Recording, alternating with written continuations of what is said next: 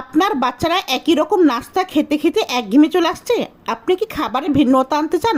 তাহলে আজকের ভিডিওটি আপনার জন্য। তাই ভিন্নতা কিংবা নতুন নতুন স্বাদের রেসিপি পেতে আমার চ্যানেলটি সাবস্ক্রাইব করে পাশে থাকুন। প্রথমে 2টা আলু সিদ্ধ করে চোচা ছাড়িয়ে নিয়ে চাকুর সাহায্যে টুকরো টুকরো করে কেটে নেব।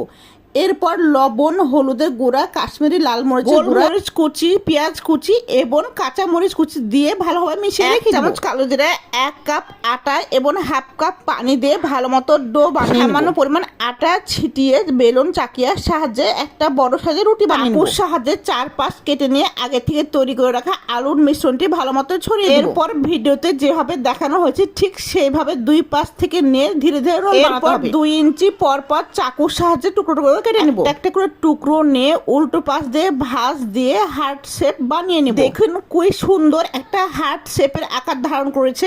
বাচ্চা থেকে বুড়ো যে কেউ দেখলেই খুশি হয়ে যাবে। এক করে সবগুলো আমার শেপ বানিয়ে নেওয়া হয়ে গেছে। দেখুন একটা রুটি থেকে কতগুলো হয়েছে। তেল ভালো মতো গরম হয়ে আসলে এক এক করে সবগুলো নাস্তা দিয়ে ভালো মতো ভেজে নেব। 2 থেকে 3 মিনিটে খুব সুন্দর বাদামি আকার ধারণ করেছে। এই নতুন নাস্তার নাম কিন্তু আমি জানি না, নাম কি দেওয়া যেতে পারে আপনারা কমেন্ট সেকশনে জানিয়ে যাবেন। আলু এবং ময়দা দিয়ে বানানো মজাদার নাস্তা। একটু সস কিংবা মেয়োনিজ দিয়ে খেতে কিন্তু দারুণ লাগে।